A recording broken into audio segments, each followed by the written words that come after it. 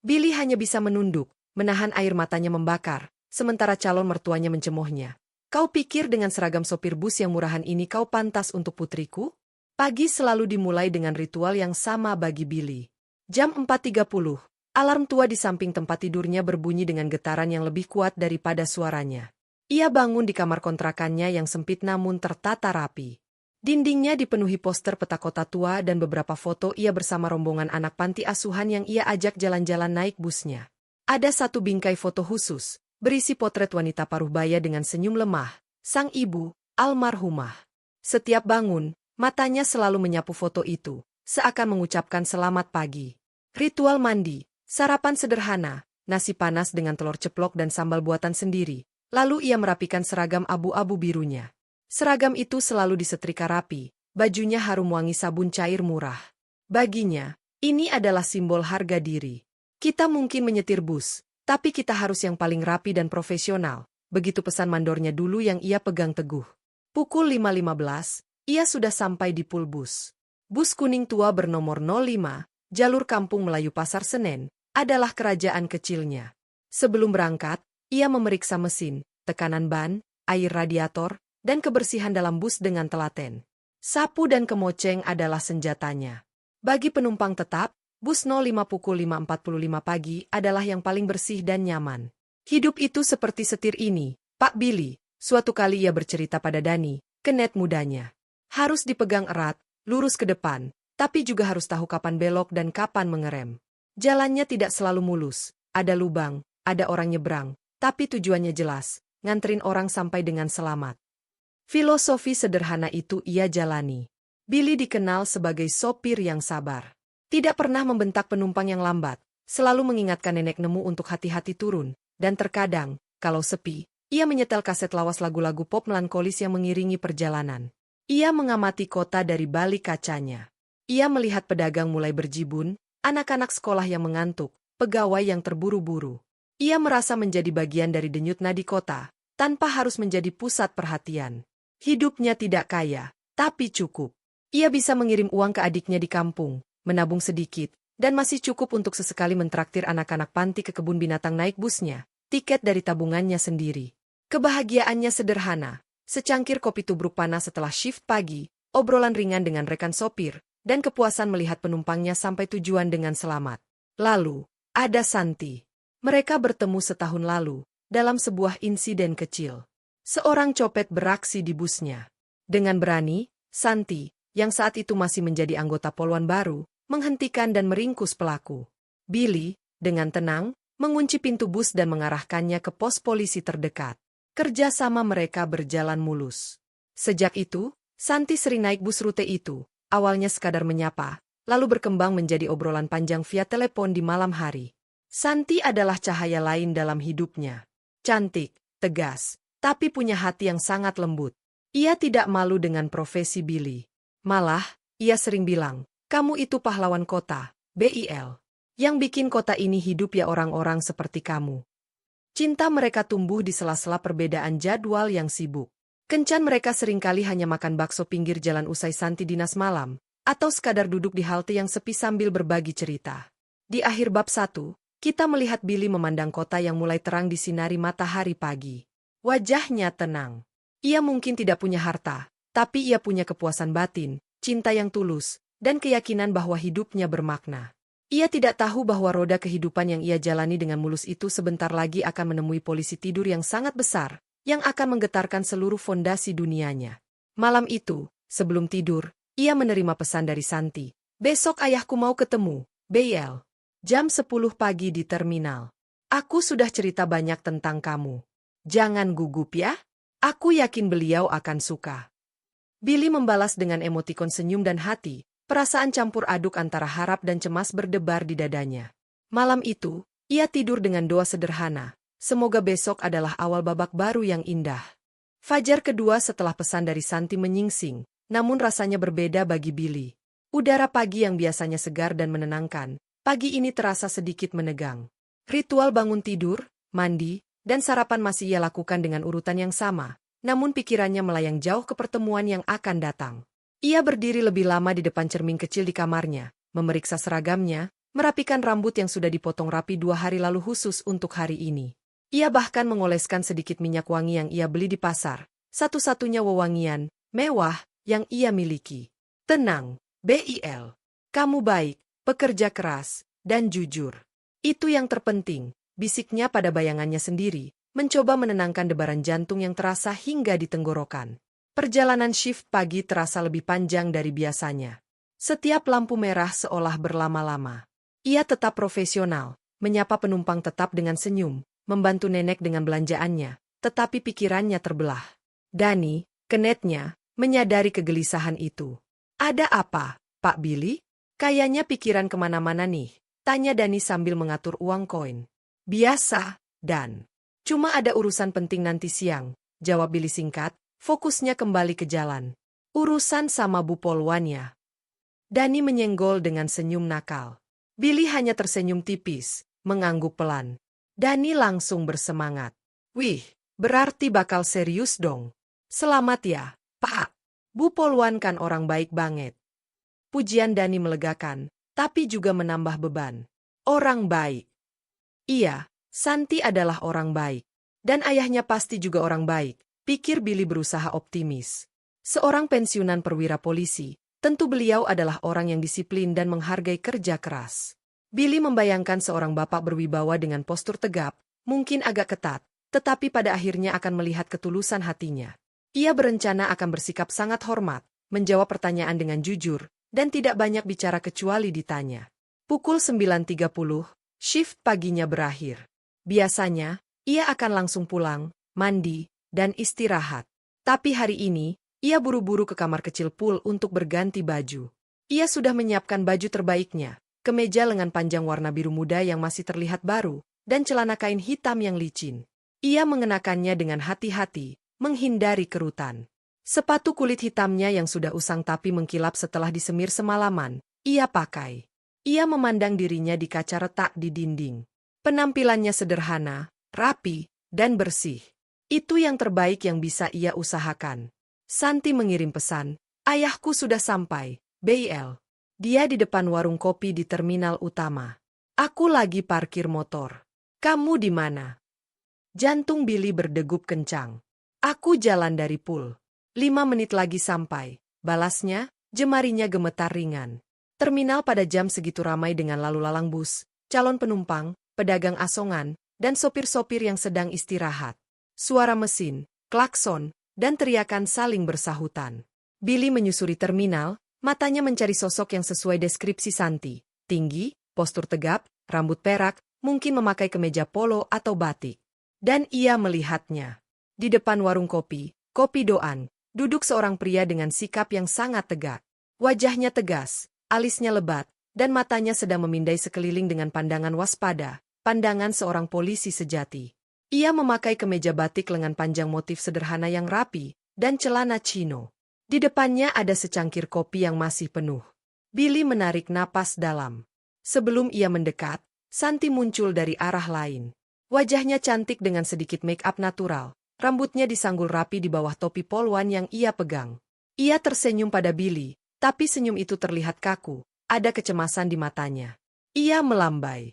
Billy, sini, panggil Santi, suaranya berusaha terdengar ceria.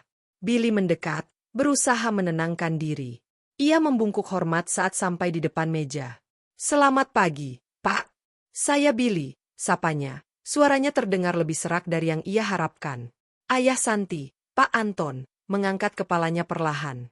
Matanya, yang tajam dan berwarna coklat gelap, menyapu Billy dari ujung kepala hingga ujung kaki.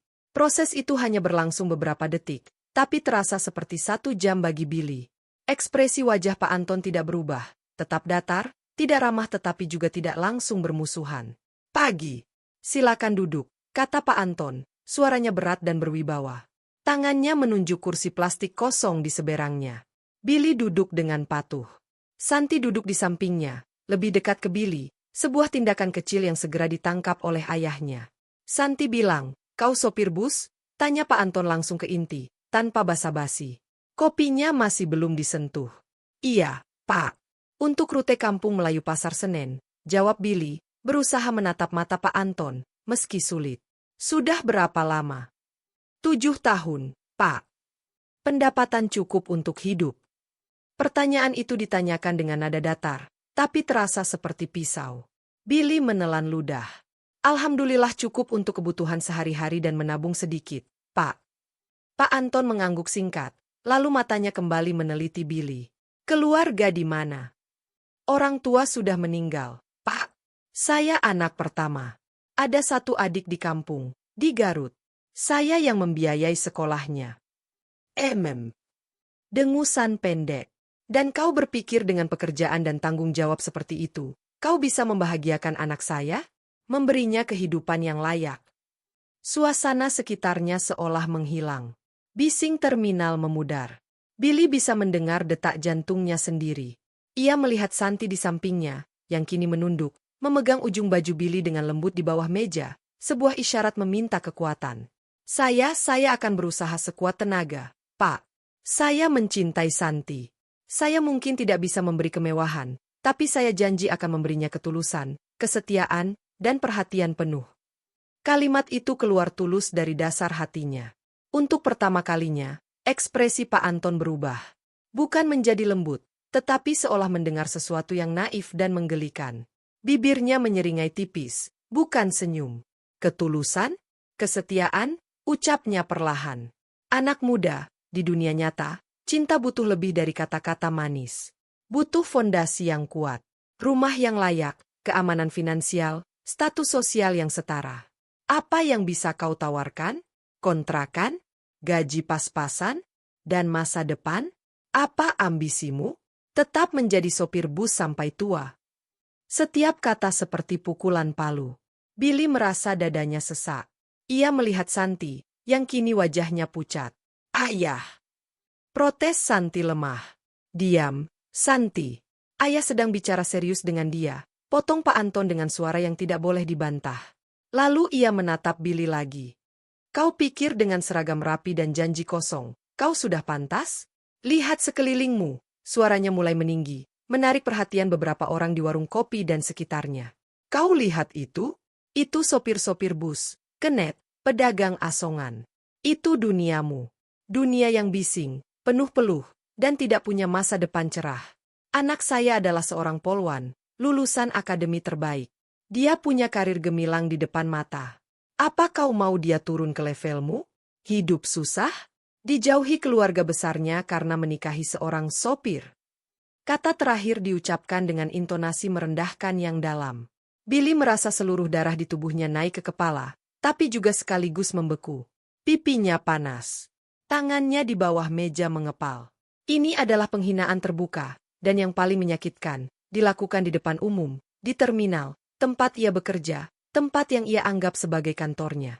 Ia menarik napas dalam-dalam, mengingat pesan almarhum ibunya. Nak, dalam hidup kita akan dihina.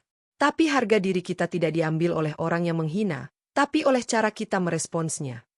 Dengan usaha supermanusia, Billy menahan segala emosi yang bergolak.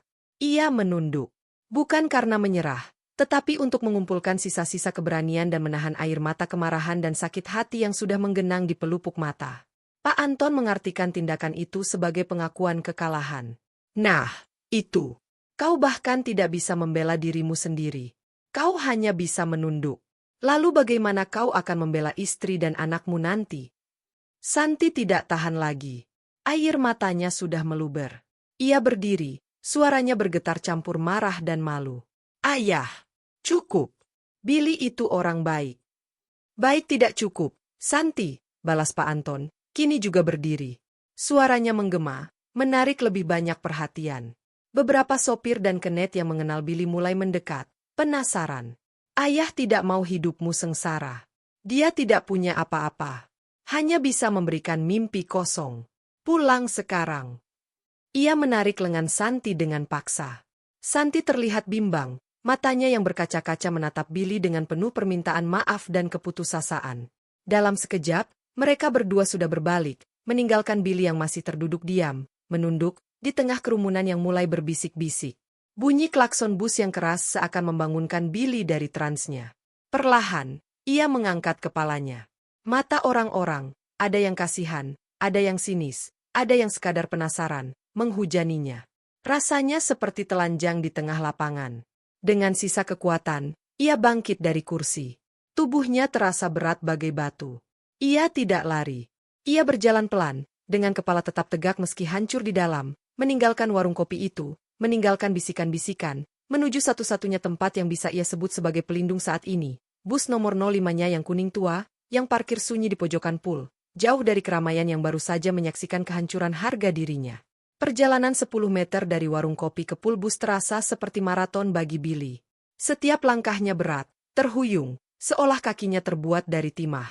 Bisikan-bisikan, tatapan yang menembus, dan bahkan beberapa teriakan sindiran samar menyelimutinya seperti kabut tebal yang menghalangi napas.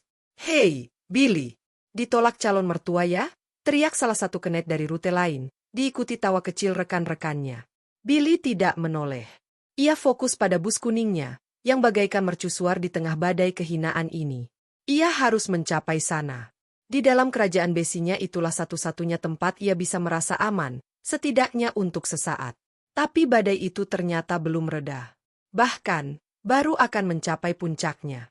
Pak Anton, setelah menarik Santi yang hampir terseret, tiba-tiba berhenti beberapa langkah dari warung kopi. Amarahnya masih membara. Melihat Billy berjalan pergi dengan kepala tegak, sebuah tindakan yang ia anggap sebagai sikap tidak tahu diri dan pemberontakan, menyalakan sumbu yang lebih pendek dalam dirinya.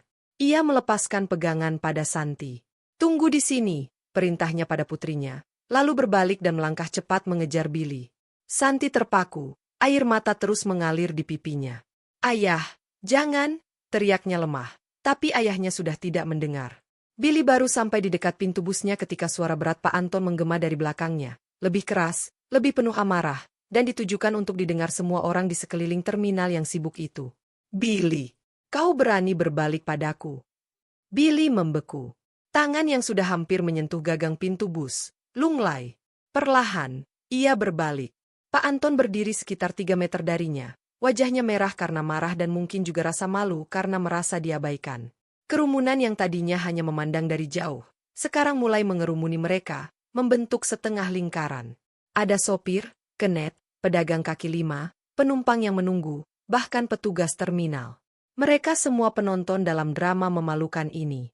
"Kupikir setelah mendengar kebenaran yang kasar tadi, kau akan mengerti dan pergi dengan baik-baik," hardik Pak Anton, tangannya menunjuk ke arah Billy.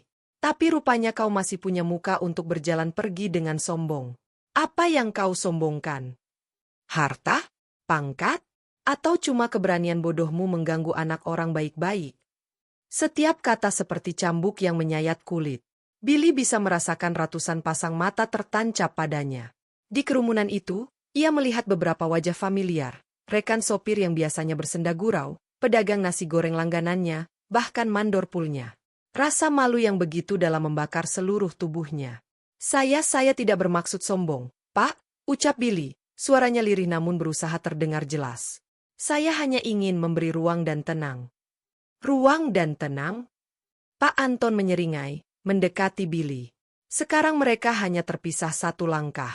Billy bisa mencium aroma minyak wangi mahal dan amarah yang memancar dari tubuh pria itu. "Kau mengacaukan kehidupan anakku, mengacaukan pikirannya dengan janji-janji palsu, dan sekarang kau minta tenang? Kau pikir ini permainan?" Jari telunjuk Pak Anton hampir menyentuh dada Billy. "Lihat dirimu. Lihat pakaianmu yang murahan. Lihat sepatumu yang sudah aus. Lihat tempat kerjamu ini, berisik, kotor, penuh orang-orang rendahan. Ini yang kau tawarkan pada Santi? Sebuah kehidupan sebagai istri sopir bus yang hidupnya cuma numpang lewat di terminal dan kontrakan." Kata-kata itu diucapkan dengan suara lantang, jelas terdengar oleh setiap orang di sekitar. Beberapa orang mulai berbisik dengan nada tidak suka. "Keterlaluan si bapak ini," bisik seorang ibu pedagang. Tapi Billy tidak mendengar itu. Yang ia dengar adalah bunyi hancurnya harga dirinya, pecah berkeping-keping di tanah beton terminal. Ia menunduk lagi, kali ini karena tidak kuat menahan beban tatapan kerumunan dan tusukan kata-kata Pak Anton. Tangannya tergenggam kencang, kuku menancap di telapak tangan. Pak Anton melihat Billy menunduk lagi, dan itu semakin membuatnya geram. "Lihat! Lihat semua orang!" ia berteriak, menoleh ke kerumunan sejenak. "Ini pria yang katanya mencintai anak saya. Tidak bisa berkata-kata, tidak bisa membela diri. Hanya bisa menunduk seperti anak kecil yang ketakutan. Apakah ini calon suami yang pantas? Apakah ini yang disebut pria? Teriakan terakhirnya begitu keras, sehingga membuat beberapa orang di belakangnya mundur sedikit. Billy merasakan sesuatu yang panas dan asing di sudut matanya. Air mata. Tapi bukan air mata sedih, melainkan air mata kemarahan, kepedihan, dan frustrasi yang tertahan. Ia menggigit bibirnya dalam-dalam sampai terasa sakit, berusaha menahannya. Tiba-tiba, dengan gerakan cepat yang tidak terduga, Pak Anton mengayunkan tangannya. Bukan untuk memukul, tetapi untuk menepuk, lebih tepatnya, menampar, pipi Billy dengan keras menggunakan punggung tangannya. Deg. Suara itu tidak terlalu keras, tapi bagi Billy, bunyinya seperti guntur di telinganya. Kepalanya terpental ke samping. Di pipi kanannya, terasa panas menyengat dan perih. Luka kecil akibat gesekan cincin yang dikenakan Pak Anton di jari manisnya mulai terlihat, meninggalkan goresan merah yang sebentar lagi akan membiru. Kerumunan mendadak hening. Ada yang terkesiap. Santi, dari kejauhan, menjerit kecil dan menutup mulutnya dengan kedua tangan, wajahnya pucat bagai mayat. Billy tetap diam. Kepalanya masih menunduk ke samping. Pipinya yang perih terasa seperti terbakar. Tapi yang lebih sakit adalah luka di dalam hatinya. Penghinaan verbal sudah cukup menyakitkan. Penghinaan fisik di depan publik ini adalah level yang berbeda.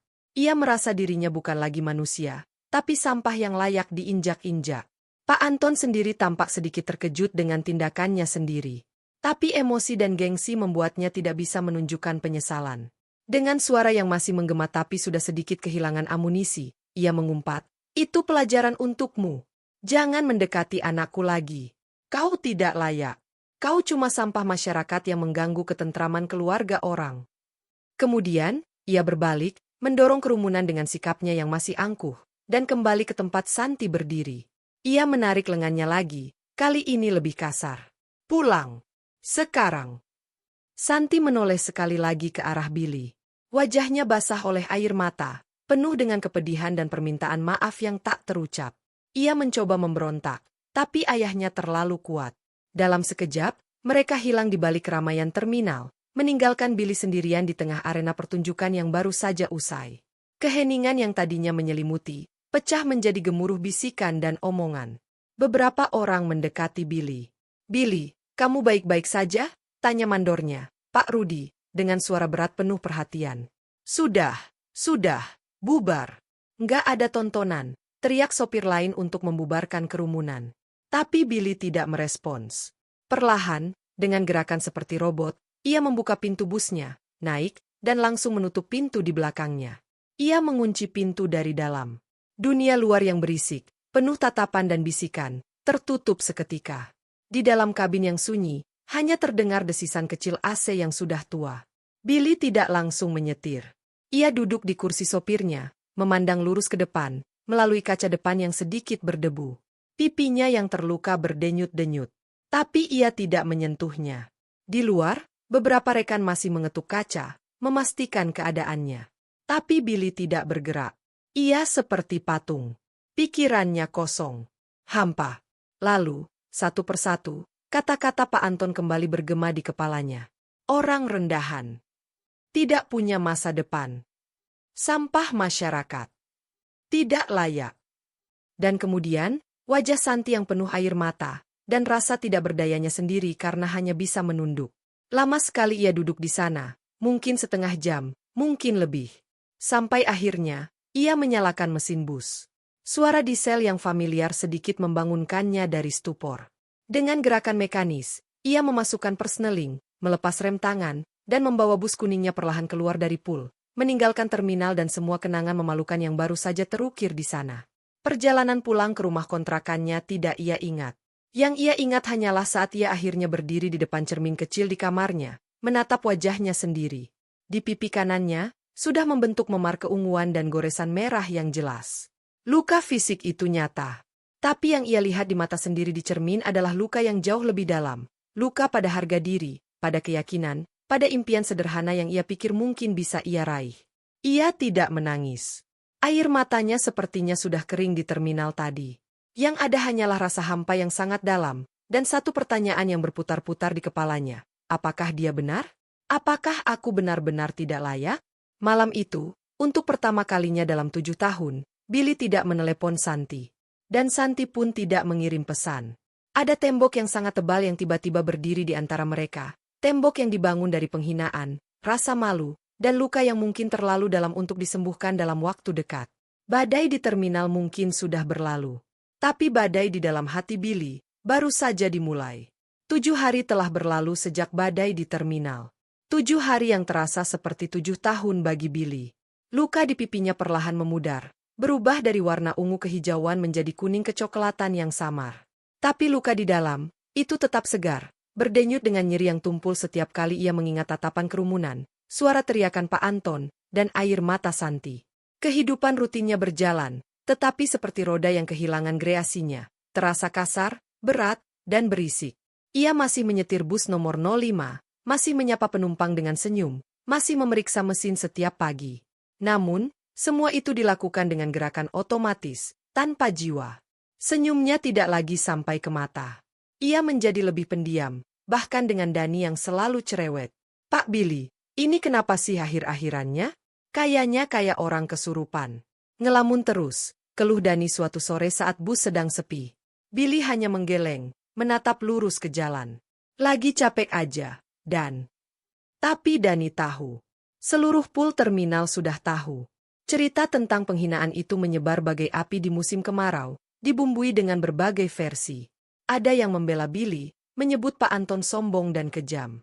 Tapi tidak sedikit yang berbisik, ya memang, apa ia poluan cantik mau sama sopir bus? Billy itu nggak tahu diri sih. Bisikan-bisikan itu, meski tidak diucapkan ke wajahnya, tetap sampai ke telinga Billy. Ia bisa melihatnya dari tatapan mereka. Dari cara mereka tiba-tiba berhenti berbicara saat ia lewat. Rumah kontrakannya yang dulu terasa seperti pelindung, kini terasa seperti sel kecil yang dingin. Ia menghabiskan malam-malamnya dengan duduk di tepi tempat tidur, menatap foto ibunya. "Ibu, apa ibu juga akan malu dengan aku?" bisiknya suatu malam, suaranya serak. Foto itu tidak menjawab, hanya senyum lembut yang tetap abadi.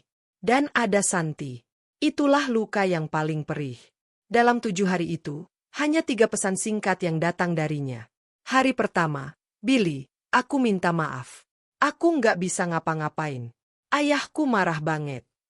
Billy tidak membalas. Apa yang harus ia katakan? Tidak apa-apa. Tapi ada apa-apa. Semuanya salah. Hari ketiga, ayahku nyita HP-ku. Aku baru bisa pinjem temen. Kamu baik-baik aja? Pipimu. Billy membaca pesan itu berulang kali. Rasa rindu dan sakit bercampur aduk. Ia mengetik, lalu menghapus, lalu mengetik lagi. Akhirnya, hanya satu kata yang ia kirim, "Baik." Itu bohong. Ia tidak baik-baik saja. Hari ke-6, aku dirotasi ke kota lain. Besok berangkat. Mungkin ini yang terbaik buat sementara. Maafin aku, Bil. Aku sayang kamu.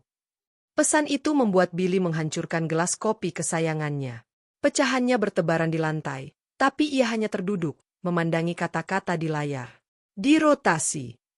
Ia tahu itu bahasa halus untuk dikirim jauh, dipisahkan dari kemungkinan bertemu Billy. Itu adalah langkah tegas Pak Anton untuk memutus semua ini. Dan Santi, ia menurut. Pesan itu adalah ucapan selamat tinggal. Malam setelah menerima pesan itu adalah titik terendah Billy. Ia membolos kerja untuk pertama kalinya. Ia membeli sebotol minuman keras murah di warung dan mencoba meminumnya, berharap bisa melupakan. Cairan pahit itu membakar tenggorokannya dan membuatnya mual. Ia bukan peminum. Seteguk kedua membuatnya muntah ke toilet. Ia terkapar di lantai kamar mandi yang lembab, menangis terseduh-seduh untuk pertama kalinya sejak insiden itu. Tangisan seorang lelaki yang merasa telah kehilangan segalanya, harga diri, cinta, dan masa depannya. Aku cuma sopir bus. Memangnya dosa besar apa? Aku kerja halal. Aku jujur. Kenapa aku diperlakukan seperti sampah? Teriaknya pada dinding kosong. Suaranya parau dan penuh kepedihan. Kemudian, dalam keheningan setelah tangisan reda, saat ia duduk bersandar di dinding dengan mata bengkak dan pikiran kosong, pandangannya tertumbuk pada satu hal, sebuah kardus tua yang tersimpan di bawah tempat tidurnya. Kardus itu berisi barang-barang peninggalan ibunya, beberapa surat, buku tulis tua, dan sebuah album foto. Dengan tangan gemetar, ia menarik kardus itu. Ia membuka album foto yang kulitnya sudah lapuk. Ada foto ibunya yang masih muda, dengan senyum cerah, berdiri di depan sebuah gedung besar yang megah. Ada foto-foto ibunya dengan orang-orang yang berpakaian bagus. Dan ada satu foto yang membuatnya terpaku. Foto ibunya memegang diploma, dengan jubah wisuda dan toga. Ibunya, yang selama ini ia kenal sebagai seorang janda sederhana penjual kue keliling, ternyata adalah seorang sarjana. Seorang sarjana yang memilih meninggalkan dunianya setelah menikah dengan ayah Billy, seorang guru desa, dan memilih hidup sederhana. Di balik foto itu, tertulis tulisan tangan ibunya yang anggun. Untuk anakku, Billy, jangan pernah biarkan dunia mendikte nilaimu. Nilai seseorang ada di sini, disertai gambar panah menuju hati, dan di sini, panah lain menuju kepala. Jadilah baik, jadilah cerdas, dan gunakan kedua itu untuk membangun, bukan membalas. Ibu sayang kamu. Air mata segar mengalir di pipi Billy, namun kali ini bukan air mata keputusasaan. Ini air mata pencerahan, rasa rindu yang mendalam, dan sebuah percikan api yang tiba-tiba menyala dalam kegelapan. Kata-kata ibunya bergema. Gunakan untuk membangun, bukan membalas. Billy menatap dirinya di cermin yang retak di dinding. Ia melihat seorang lelaki dengan seragam sopir bus, pipi yang masih lebam, mata yang sayu. Tapi sekarang, di balik kepedihan itu, ada sesuatu yang lain. Ada tekad. Ayah Santi bilang aku tidak punya masa depan. Bilang aku cuma orang rendahan. Bilang aku tidak layak. Billy berbicara pada bayangannya sendiri. Tapi ibu bilang nilai seseorang tidak ditentukan dunia. Ia berpikir keras. Selama ini, ia menerima takdirnya. Ia puas dengan kesederhanaan. Tapi apakah puas berarti tidak boleh bermimpi lebih tinggi? Apakah menerima berarti tidak boleh berubah menjadi lebih baik? Penghinaan Pak Anton, betapapun sakitnya, mengandung kebenaran yang pahit. Dalam dunia yang materialistis, ketulusan hati saja tidak cukup. Ia harus memiliki fondasi. Bukan untuk membanggakan diri, bukan untuk menyombongkan, tetapi untuk membuktikan, terutama pada dirinya sendiri, bahwa ia lebih dari sekadar yang orang lihat. Janji yang ia ucapkan pada dirinya sendiri di terminal, yang tenggelam dalam rasa malu, kini muncul kembali dengan kekuatan baru. Ia akan kembali. Bukan sebagai orang kaya yang menyombongkan diri, tetapi sebagai pria yang telah mengubah nasibnya sendiri, yang telah membangun fondasi dengan tangannya sendiri, yang pantas berdiri tegak tanpa rasa malu. Pikiran itu seperti suntikan adrenalin. Rasa hampa dan putus asa perlahan digantikan oleh fokus yang dingin. Ia bangkit, membersihkan bekas muntahannya, membereskan pecahan gelas. Ia mandi air dingin, dan untuk pertama kalinya dalam seminggu, ia merasa benar-benar sadar. Malam itu, ia tidak tidur. Ia duduk dengan buku catatan baru. Di halaman pertama, ia menulis dengan huruf kapital tebal, "Jalan untuk kembali." Ia mulai membuat daftar. Keahlian, ia hanya bisa menyetir. Tapi ia tahu mesin, tahu logistik, tahu rute, tahu orang. Aset, tabungan sedikit, motor tua, dan reputasi sebagai sopir jujur dan telaten di kalangan rekan-rekan. Peluang, apa yang bisa ia bangun dari sini? Idenya tidak langsung datang sebagai bisnis besar. Itu dimulai dari hal kecil. Ia ingat keluhan rekan-rekan sopir tentang sulitnya mendapatkan suku cadang bus yang ori dengan harga terjangkau. Ia ingat cerita sopir-sopir lain tentang penipuan di bengkel. Ia ingat bagaimana para sopir sering menginap di pinggir jalan dengan fasilitas seadanya. Benih sebuah ide mulai tumbuh. Tidak muluk-muluk. Dimulai dari dunianya sendiri, dunia transportasi. Keesokan harinya, Billy kembali bekerja dengan wajah yang berbeda. Masih ada sisa kesedihan, tetapi kini dibalut dengan tekad yang kuat. Ia mulai aktif bertanya, mendengarkan, mencatat. Ia berbicara dengan mandor, dengan sopir-sopir lain, dengan pedagang di terminal. Ia belajar. Dan pada malam yang sama, sebelum tidur, ia melakukan satu hal yang sudah lama tidak ia lakukan. Ia berdoa dengan khusyuk. Bukan meminta kekayaan, bukan meminta Santi kembali, tetapi meminta kekuatan, kebijaksanaan, dan petunjuk untuk langkah pertama dalam perjalanan panjangnya. Di luar, hujan turun membasahi kota. Di dalam kamar kontrakan yang sederhana, seorang sopir bus dengan luka di pipi dan lebih banyak luka di hati, telah memutuskan untuk tidak lagi menjadi korban penghinaan. Ia akan menjadi arsitek dari takdirnya sendiri. Perjalanan untuk pulang, sebagai pria yang pantas, telah dimulai dari titik nadirnya.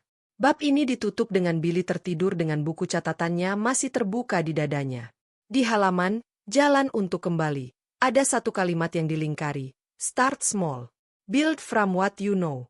Prove it to yourself first.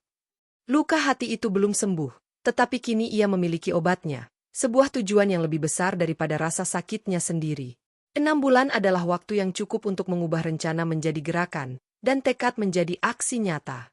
Dalam 6 bulan itu, terminal dan pool bus tempat Billy bekerja menyaksikan sebuah perubahan halus namun pasti pada diri sopir bus nomor 05. Billy tetap menjadi Billy yang ramah dan profesional.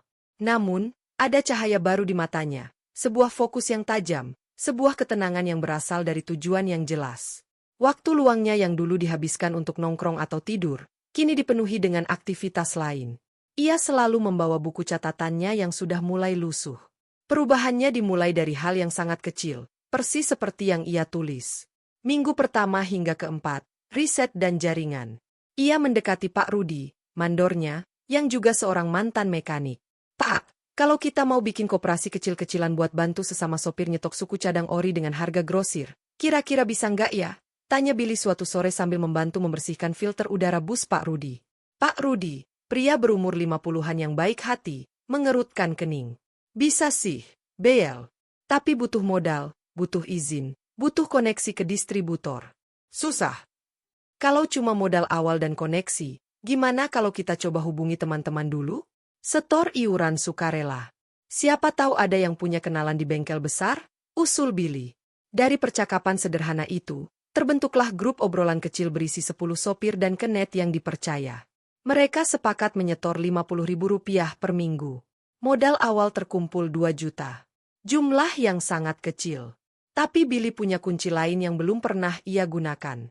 Suatu malam, ia membuka sebuah email tua yang ia buat bertahun lalu dan hampir terlupakan. Email itu terhubung ke sebuah akun media sosial yang tidak pernah ia gunakan. Dengan hati berdebar, ia login. Profil itu sederhana, tanpa foto. Tapi di bagian teman, ada beberapa nama yang membuat jantungnya berdetak kencang. Nama-nama yang ia kenal dari masa lalu yang sangat berbeda. Masa sebelum ia memilih hidup sebagai sopir bus. Ia mengambil napas dalam-dalam, lalu mulai mengetik pesan pada salah satu nama itu. Halo, Danang. Ini Billy. Maaf mengganggu. Ada yang ingin kubicarakan, mungkin bisa membuka peluang usaha kecil. Minggu ke-5 hingga ke-12, langkah pertama. Danang, yang ternyata sekarang menjadi manajer di sebuah perusahaan distributor suku cadang kendaraan niaga besar, awalnya tidak percaya. Ia bahkan menelepon langsung. Billy, beneran lo? Lo di mana sih? Hilang begitu saja, suara Danang riuh di telepon. Sederhana aja, Dan. Gue lagi di Jakarta. Jadi sopir bus, jawab Billy jujur. Ada keheningan sejenak di seberang sana. Jadi sopir bus? Lo, emang nggak mungkin. Lo kan? Danang terdiam, seolah menyensor kata-katanya sendiri. Gue memilih ini. Dan, tapi sekarang gue butuh bantuan. Bukan buat gue sendiri, tapi buat komunitas gue di sini. Billy menjelaskan idenya tentang koperasi kecil untuk para sopir. Mendengar penjelasan Billy yang jelas dan terstruktur, meski tentang bisnis yang sangat kecil, Danang terkesima. Ini adalah Billy yang ia kenal dulu, visioner, peduli, dan punya kemampuan analisis yang tajam. Oke, gue bantu. Gue bisa kasih lo kontak distributor tingkat 2. Harganya pasti lebih miring dari pasaran. Tapi lo urus sendiri ya perizinannya. Modal awal lo berapa? 2 juta, jawab Billy polos. Danang tertawa. Buset, tapi nggak apa-apa. Gue percaya lo. Nih, gue kasih pinjaman tanpa bunga, tambahin jadi 10 juta. Lo kembalikan kapan-kapan aja. Anggap aja investasi buat lihat lo bangkit lagi. Pinjaman itu menjadi suntikan darah segar. Bersama Pak Rudi dan 2 sopir lain, Billy mengurus perizinan koperasi konsumsi sederhana, sebagai awal, dan mulai memesan barang. Mereka menyewa sebuah garasi kecil di dekat terminal sebagai gudang. Billy, dengan pengetahuan mekaniknya yang ia pelajari selama 7 tahun, menjadi penjamin kualitas. Ia memastikan setiap barang yang datang adalah ori. Minggu ke-13 hingga ke-20, bisnis dan kepercayaan. Billy Parts Supply, nama sederhana yang diusulkan Pak Rudi, resmi berjalan. Awalnya hanya melayani 10 anggota. Tapi kualitas barang dan harga yang 15% lebih murah dari bengkel sekitar, plus kejujuran Billy, membuat cerita menyebar. Dalam 2 bulan, anggota koperasi bertambah menjadi 30 orang. Omzet masih kecil, tapi sudah mulai ada keuntungan yang bisa dibagikan. Billy tidak berhenti di situ. Ia mengamati masalah lain. Banyak sopir dari daerah yang sering kesulitan mencari tempat istirahat yang aman dan murah. Ia melihat sebuah rumah kos sederhana di belakang terminal yang nyaris sepi. Dengan sisa keuntungan dan keyakinan yang mulai tumbuh, ia menemui pemilik kos. Ia menawarkan kerjasama. Ia akan mengisi semua kamar yang kosong dengan sopir-sopir langganan, dengan jaminan pembayaran tepat waktu dari koperasi. Pemilik kos, seorang janda tua, setuju karena kamarnya sudah lama kosong. Layanan, Billy Respond, pun lahir. Sebuah tempat istirahat sederhana dengan fasilitas cuci gratis, dapur umum, dan wifi. Biayanya sangat terjangkau. Tempat itu langsung penuh. Billy bahkan merekrut istri salah satu sopir untuk mengelola dapur, menciptakan lapangan kerja kecil. Minggu ke-21 hingga ke-24, dunia mulai melihat. Aktivitas Billy yang mulai mencolok menarik perhatian. Suatu hari, seorang jurnalis muda dari media online transportasi datang ke terminal untuk membuat liputan tentang kehidupan sopir. Dari obrolan dengan beberapa sopir, nama Billy terus disebut. Itu Pak Billy, pemuda baik. Berkat dia kita bisa dapat spare part murah, kata salah satunya. Sang jurnalis, bernama Rara, akhirnya mewawancarai Billy. Wawancara itu awalnya hanya tentang koperasi. Namun, semakin dalam berbicara, Rara terpesona oleh visi Billy yang sederhana namun mendalam, membangun kemandirian dan kesejahteraan dari dalam komunitas, dengan prinsip gotong royong dan kejujuran. Kenapa Anda memilih jadi sopir bus, Pak Billy? Dari cara Anda bicara, Anda seperti berlatar belakang pendidikan yang baik, tanya Rara akhirnya, penasaran. Billy tersenyum kecil. Untuk pertama kalinya dalam beberapa bulan, senyum itu terasa ringan. Cerita panjang, Mbak. Tapi yang penting sekarang saya di sini, dan saya ingin komunitas tempat saya bekerja bisa lebih sejahtera. Artikel itu terbit dengan judul, Dari Setir Bus Hingga Gulirkan Koperasi, Kisah Billy Membangun Kemandirian Sopir Terminal. Artikel itu dilengkapi foto Billy yang sedang memeriksa suku cadang di gudang kecilnya, dengan seragam sopir bus masih melekat di badan. Wajahnya tenang, penuh keyakinan. Artikel itu menjadi viral di kalangan komunitas transportasi. Billy mulai mendapat telepon dari sopir-sopir terminal lain yang ingin meniru modelnya. Bahkan, seorang petugas dari dinas koperasi setempat datang untuk memberi pembinaan dan apresiasi. Kejutan besar, siapa sebenarnya Billy? Danang, teman lamanya, tidak bisa menahan diri. Setelah membaca artikel itu, ia mengirim pesan panjang pada Billy. Isinya antara lain, lo udah siap belum buat cerita yang sebenarnya? Orang-orang perlu tahu ini bukan cuma kisah motivasi biasa. Ini kisah tentang pilihan hidup. Billy berpikir lama. Ia ingat penghinaan Pak Anton. Ia ingat tatapan merendahkan. Mungkin, memang saatnya. Ia setuju untuk wawancara lanjutan dengan Rara, dengan satu syarat, cerita lengkapnya harus dimuat, tanpa mengurangi rasa hormat pada ibunya. Dalam wawancara mendalam itu, di kamar kontrakannya yang masih sangat sederhana, Billy akhirnya membuka tabir. Sebelum memakai seragam ini, mulainya dengan suara lembut. Saya adalah Billy Hermawan, lulusan teknik industri dari salah satu kampus ternama di Bandung. Ibu saya seorang sarjana, ayah saya guru. Mereka mengajarkan saya untuk merendah dan peduli. Setelah mereka meninggal, saya mewarisi sejumlah aset yang cukup untuk hidup tanpa bekerja. Rara terkesiap, rekamannya terus berjalan. Tapi warisan itu tidak membuat saya bahagia. Saya melihat banyak orang seperti sopir bus, yang bekerja keras namun hidupnya sulit. Saya memutuskan untuk merasakan hidup mereka, untuk memahami dari dalam. Saya memilih menjadi sopir bus, dengan identitas asli, tapi menyembunyikan latar belakang saya. Saya ingin berkontribusi, bukan sebagai filantropis yang memberi dari atas, tapi sebagai rekan seperjuangan yang membangun dari bawah. Lalu, tentang insiden dengan calon mertua. Rara bertanya hati-hati. Billy mengangguk, wajahnya sedikit muram. Itu adalah titik terendah saya. Tapi juga titik balik. Penghinaan itu menyadarkan saya bahwa berkontribusi saja tidak cukup.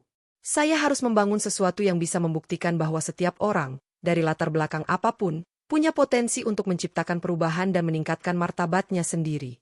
Koperasi dan Respond, ini adalah awal. Bukan untuk pamer, tapi untuk membuktikan pada diri saya sendiri dulu, bahwa saya bisa. Rara menulis dengan getir. Ini bukan sekadar kisah sopir bus sukses. Ini adalah kisah tentang seorang pria berpendidikan tinggi yang memilih hidup sederhana untuk sebuah misi, dihina karena dianggap rendahan, lalu bangkit dengan membangun dari akar rumput, tanpa meninggalkan identitas akar rumputnya itu. Artikel kedua itu menjadi bom. Judulnya, Di Balik Seragam Sopir Bus, kisah sarjana teknik yang memilih hidup sederhana dan bangkit dari penghinaan. Viralnya melampaui dunia transportasi. Media nasional mulai meliput. Billy diundang sebagai pembicara di seminar kecil tentang kewirausahaan sosial. Di setiap kesempatan, ia selalu memakai seragam sopir busnya. Itu adalah identitasnya yang baru, identitas yang ia banggakan karena ia perjuangkan. Dunia mulai melihat siapa Billy sebenarnya. Bukan sebagai orang kaya yang bersembunyi, tapi sebagai seorang visioner sosial yang rendah hati, yang martabatnya ternyata jauh lebih tinggi daripada yang bisa diukur dengan uang atau gelar. Dan di suatu kota kecil, seorang poluan muda yang sedang bertugas membaca artikel itu di ponselnya. Air matanya jatuh membasahi layar. Ia tersenyum di antara tangis. Ia selalu tahu, di lubuk hatinya, bahwa pria yang ia cintai itu adalah seorang yang langka. Kini, dunia juga tahu. Sementara itu, di rumah seorang pensiunan perwira polisi, sebuah koran tergeletak di meja dengan halaman depan menampilkan wajah Billy yang tenang. Pak Anton duduk terdiam, wajahnya pucat, menatap foto pria yang dahulu ia hina di terminal. Tangannya gemetar memegang koran itu. Rasa sesal yang dalam dan pedih mulai menggerogotinya, namun juga ada secercah keheranan dan, mungkin, rasa hormat yang mulai tumbuh. Layar telah terbuka. Identitas sebenarnya Billy bukanlah tentang kekayaan yang tersembunyi, melainkan tentang kearifan, pilihan hidup, dan ketahanan hati yang luar biasa. Dan perjalanannya masih jauh dari selesai. Gelombang publisitas yang datang begitu deras tidak lantas mengubah Billy menjadi selebritas yang melayang. Justru sebaliknya, ia menjadi lebih membumi. Ia menyadari bahwa sorotan media adalah pisau bermata dua, bisa membangun kredibilitas, tetapi juga bisa memutus hubungannya dengan akar rumput yang selama ini ia jaga. Oleh karena itu, langkah pertama yang ia lakukan adalah mengumpulkan seluruh anggota koperasi dan penghuni, Billy Restaurant. Pertemuan diadakan di garasi yang kini telah dirapikan menjadi ruang pertemuan sederhana. Puluhan pasang mata menatapnya, sopir tua, kenet muda, ibu-ibu yang mengelola dapur. Ada keraguan di beberapa wajah. Sekarang dia orang terkenal, pasti bakal ninggalin kita, begitu bisik yang sempat ia dengar. Billy berdiri di depan, masih dengan seragam sopir busnya yang sedikit lusuh. Bapak-bapak, ibu-ibu, saudara-saudara sekalian, mulainya. Suaranya jernih dan tenang. Beberapa hari ini ada banyak berita tentang saya. Banyak hal tentang masa lalu saya yang terbuka. Saya minta maaf jika selama ini saya menyembunyikannya. Dia menyelimuti ruangan. Tapi saya mau tegaskan satu hal. Seragam ini, ia menepuk bahu seragamnya, bukan kamuflase. Ini identitas saya yang sebenarnya sekarang. Saya adalah sopir bus. Dan saya adalah bagian dari kalian. Warisan dan gelar saya itu masa lalu. Yang sedang kita bangun ini adalah masa depan kita bersama. Ia melanjutkan dengan menjelaskan visinya yang diperluas, tetapi dengan prinsip yang sama, gotong royong. Koperasi kita akan berkembang. Bukan cuma suku cadang. Kita bisa mulai simpan pinjam untuk pendidikan anak-anak kita, asuransi kesehatan sederhana. Respond, kita bisa jadi lebih nyaman, dengan klinik kecil. Tapi semua ini harus kita putuskan bersama. Saya tidak mau jadi bos. Saya ingin tetap jadi kawan seperjuangan kalian. Keraguan di ruangan itu perlahan mencair. Pak Rudi berdiri, matanya berkaca-kaca. Saya dari dulu percaya sama Billy. Dulu waktu dia dihina, saya yang marah. Sekarang, dia malah bawa kita semua naik. Saya dukung. Sorakan dan tepuk tangan kecil menggemakan persetujuan. Kepercayaan itu tidak hilang, justru menguat. Mereka melihat Billy tidak berubah. Ia masih orang yang sama, yang mau turun tangan memeriksa ban atau mendengarkan keluhan. Dengan legitimasi dari anggota dan momentum dari media, Billy mulai melangkah lebih strategis.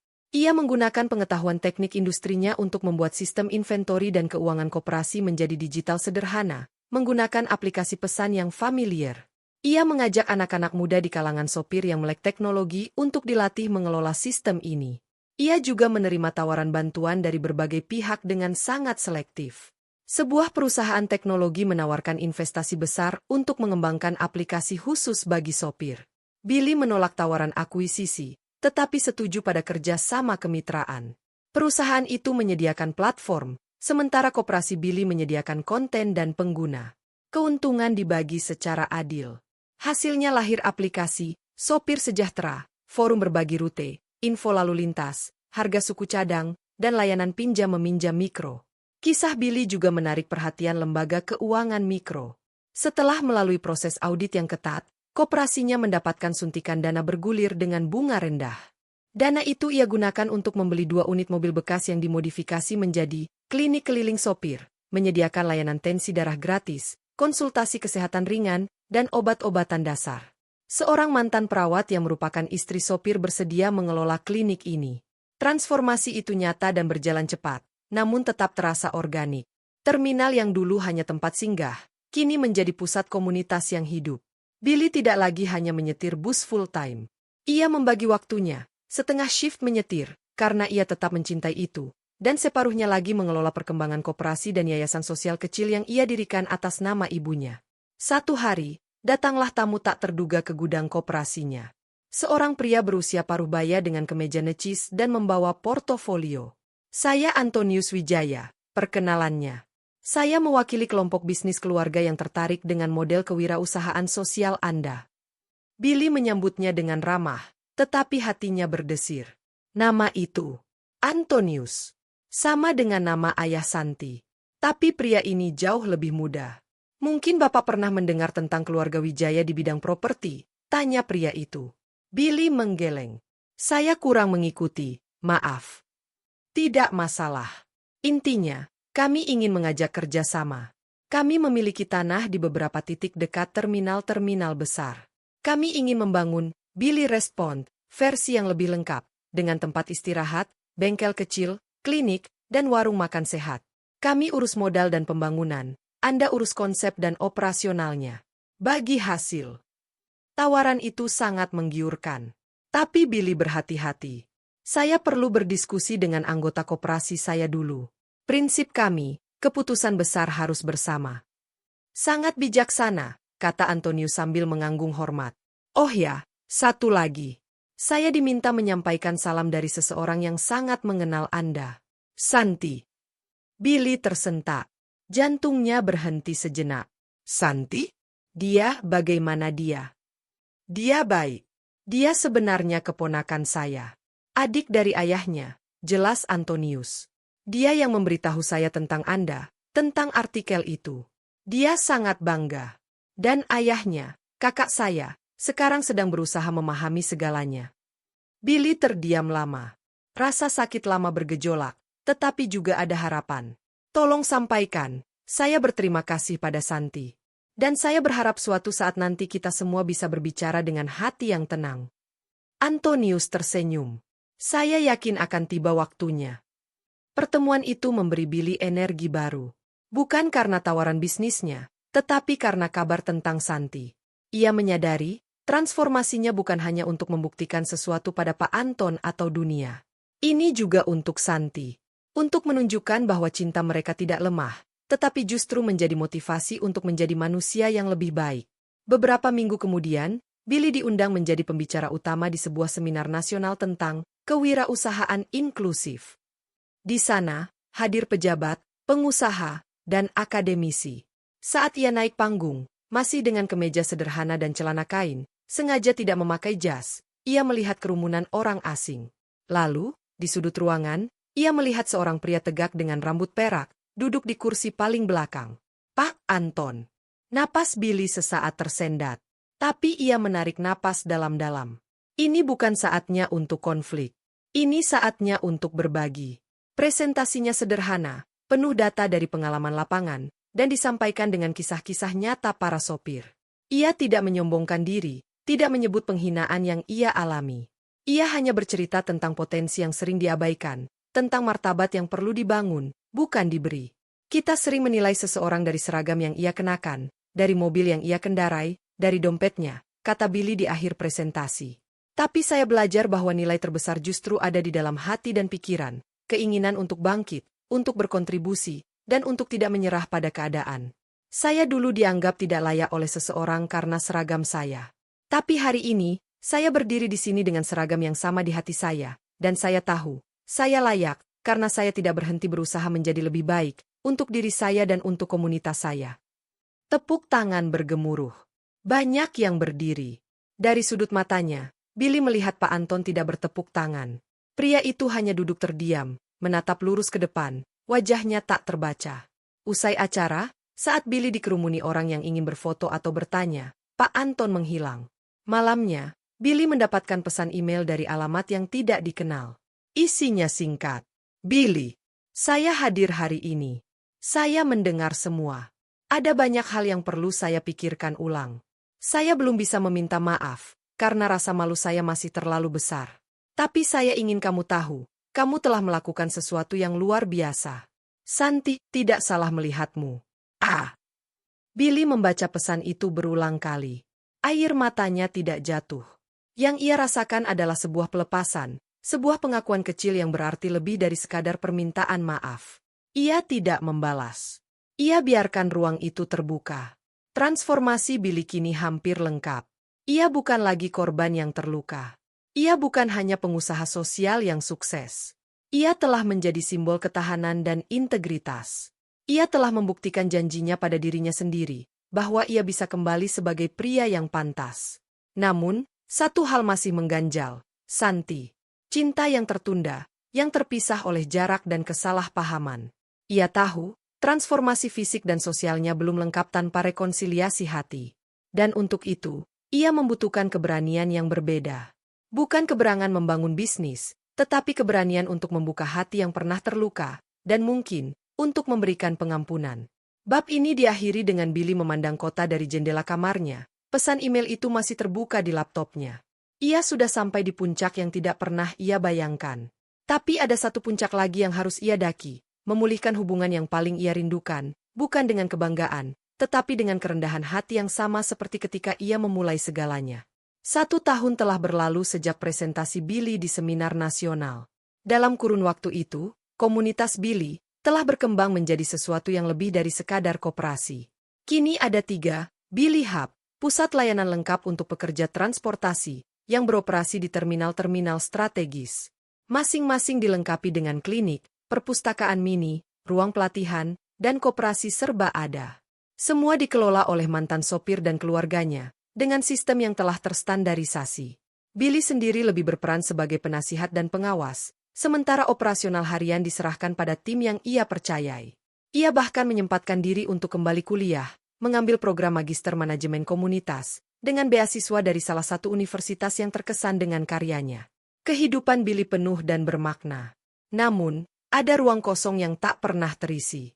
Ruang yang dulu dihuni oleh tawa Santi, oleh percakapan telepon larut malam, oleh impian-impian sederhana yang mereka rajut bersama.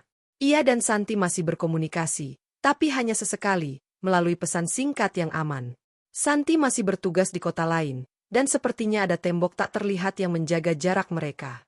Billy memahami.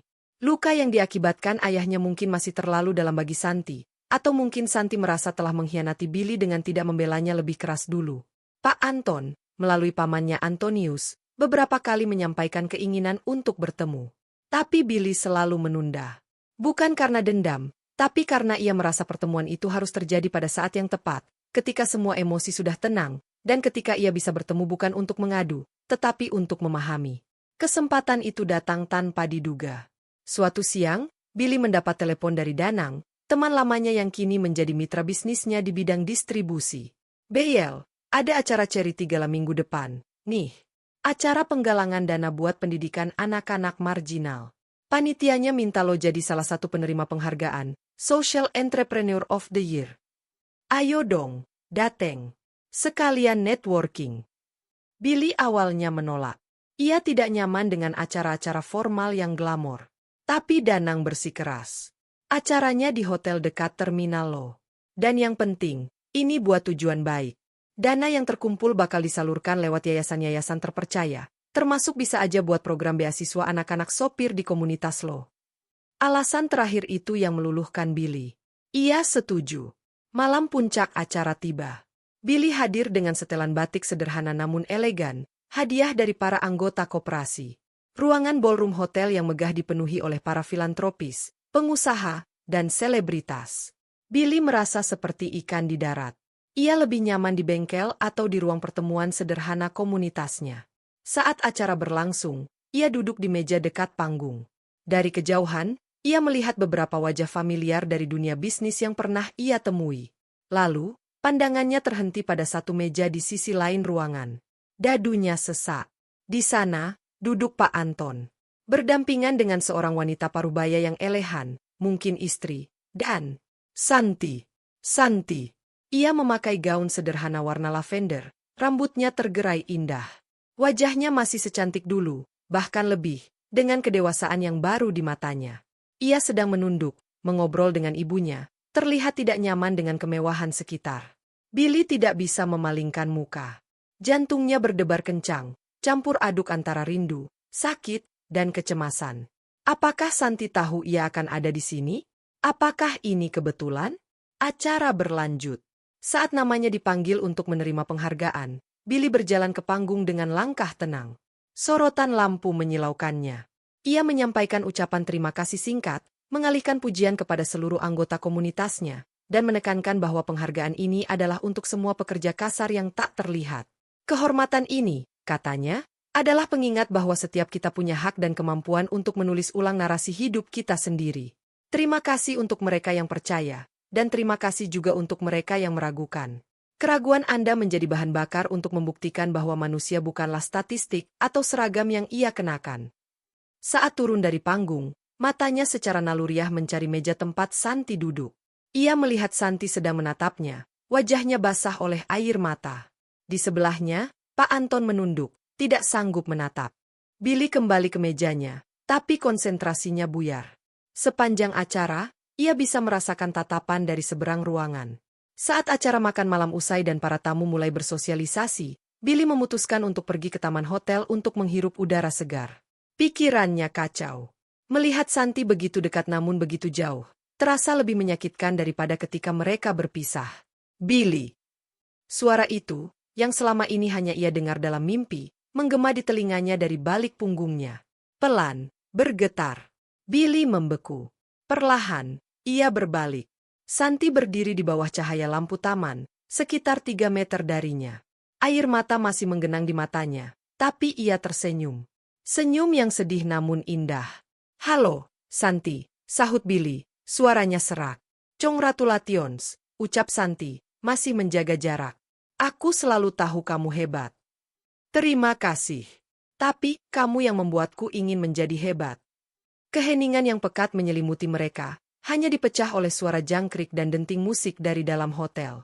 Ayahku dia ingin bicara denganmu, kata Santi akhirnya, suaranya berbisik. Dia di dalam. Tapi aku minta izin dulu untuk menemuimu. Aku perlu meminta maaf. Kamu tidak perlu meminta maaf, San. Kamu tidak melakukan kesalahan. Tapi aku diam. Aku biarkan dia menghancurkanmu. Aku pergi. Tangis Santi akhirnya meledak. Ia menutup wajahnya dengan tangan. Billy menutup jarak di antara mereka. Perlahan, ia meraih tangan Santi, menurunkannya dari wajahnya. Sentuhan pertama setelah sekian lama terasa seperti kejutan listrik yang hangat. Kamu tidak punya pilihan, San. Aku mengerti. Dan lihat, semua yang terjadi membawaku ke sini. Membawaku pada tujuan hidupku yang sebenarnya. Santi mengangguk, menghapus air matanya. Aku baca setiap artikel tentangmu. Aku ikuti setiap langkahmu. Aku sangat bangga. Dan aku sangat merindukanmu. Rinduku lebih dalam, jawab Billy, jarinya dengan lembut menyentuh pipi Santi. Tapi, tentang ayahmu. Aku tahu. Dia berubah. BL. Perlahan. Setelah membaca tentangmu, setelah melihat apa yang kau lakukan, dia mulai merenung. Dia mulai melihat kesombongannya. Malam ini, dia bersikeras datang karena tahu kamu akan di sini. Dia ingin bertatap muka. Billy menghela napas. Aku tidak ingin pertemuan yang penuh drama, San. Tidak akan. Aku janji. Dengan hati berdebar, Billy mengangguk.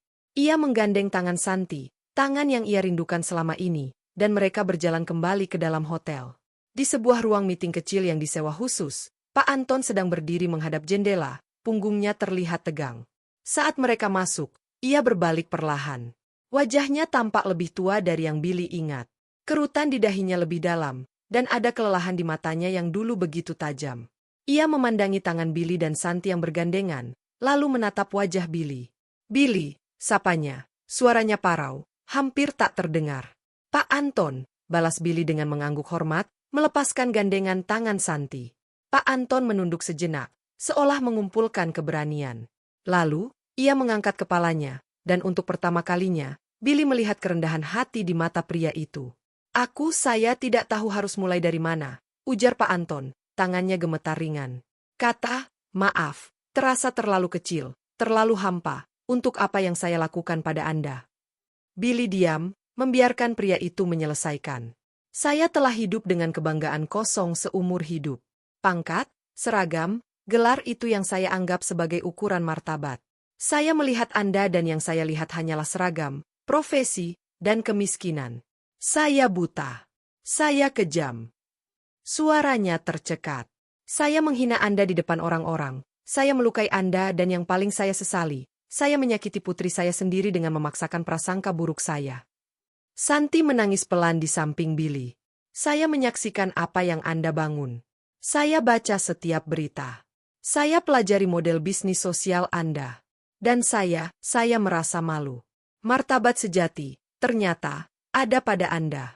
Bukan pada saya yang pensiun dengan segala tanda jasa, tapi pada seorang sopir bus yang mengangkat ratusan keluarganya dari ketidakpastian." Pak Anton mengambil langkah maju, lalu, dengan gerakan yang mengejutkan Billy dan Santi, ia membungkukkan badannya, sebuah sungkem yang dalam dari seorang ayah kepada calon menantunya. "Saya tidak layak meminta maaf. Tapi tolong, izinkan saya untuk memperbaiki kesalahan saya. Izinkan saya, suatu hari nanti, untuk memiliki menantu seperti Anda. Dan izinkan saya untuk menjadi bagian dari keluarga besar komunitas Anda, mungkin dengan cara saya yang terbatas." Billy terharu. Dendam dan sakit hati yang tersisa, perlahan mencair melihat kerendahan hati pria yang dulu begitu angkuh ini. Ia melangkah maju, merangkul dan mengangkat tubuh Pak Anton. "Tidak perlu seperti itu, Pak. Yang lalu biarlah berlalu. Yang penting sekarang dan yang akan datang," kata Billy, suaranya penuh kelembutan. "Saya menerima permintaan maaf Anda. Dan saya dengan senang hati akan belajar dari pengalaman dan kebijaksanaan Anda." Pak Anton memeluk Billy erat, isaknya terdengar di ruangan itu. Itu adalah pelukan peleburan es, pengampunan, dan awal yang baru. Malam itu, mereka bertiga duduk dan berbicara berjam-jam. Bukan tentang masa lalu yang pahit, tetapi tentang masa depan. Pak Anton, dengan koneksinya di dunia veteran dan kepolisian, menawarkan untuk membantu program pelatihan keselamatan berkendara dan hukum bagi sopir. Santi, dengan mata berbinar, bercerita tentang ide program pendampingan hukum gratis untuk pekerja informal melalui komunitas Billy. Billy melihat mereka, ayah dan anak ini, yang kini hadir dengan kerendahan hati dan keinginan untuk berkontribusi. Ia tahu, inilah bentuk, kembali, yang paling sempurna. Ia kembali bukan dengan kebanggaan dan kekayaan, tetapi dengan hati yang lapang, dengan cinta yang dimurnikan oleh waktu dan pengampunan, dan dengan keluarga yang diperluas, keluarga yang melihat nilai seseorang dari isi hati dan kontribusinya, bukan dari penampilan luarnya. Beberapa bulan kemudian, di sebuah acara sederhana yang dihadiri oleh keluarga, rekan-rekan sopir, dan teman-teman dari berbagai latar belakang, Billy dan Santi akhirnya menyatukan janji mereka. Tidak di gedung mewah, tetapi di halaman Billy Hub, pertama yang kini telah menjadi taman komunitas yang asri. Billy memakai setelan batik yang sama dari para sopir, Santi memakai kebaya sederhana. Yang memimpin pemberkatan adalah seorang ustadz yang juga ayah dari salah satu sopir. Pak Anton, dengan bangga dan mata berkaca-kaca, menyerahkan putrinya pada Billy. Kali ini, tidak ada keraguan, tidak ada penghinaan. Hanya kebanggaan yang tulus pada seorang pria yang telah membuktikan bahwa kelas sosial terbaik adalah kelas kemanusiaan.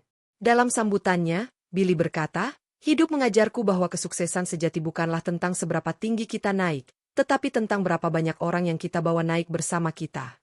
Dan cinta sejati adalah ketika seseorang melihat nilai dalam dirimu bahkan saat kamu sendiri belum bisa melihatnya. Santi, kamu adalah orang itu.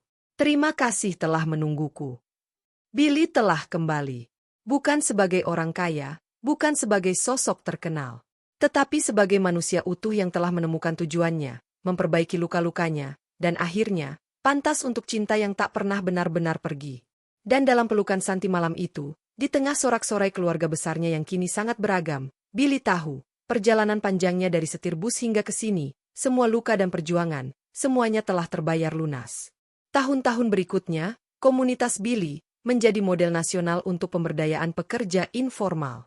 Kisah Billy dan Santi mengajarkan banyak orang tentang ketahanan, cinta, dan pentingnya tidak menilai buku dari sampulnya. Mereka hidup bahagia, tidak dalam kemewahan, tetapi dalam kepenuhan, mengabdi pada komunitas, membesarkan anak-anak mereka dengan nilai-nilai kemanusiaan yang dalam, dan setiap pagi, kadang Billy masih menyetir bus rute lamanya, hanya untuk mengingatkan dirinya dari mana ia berasal, dan untuk siapa ia berjuang.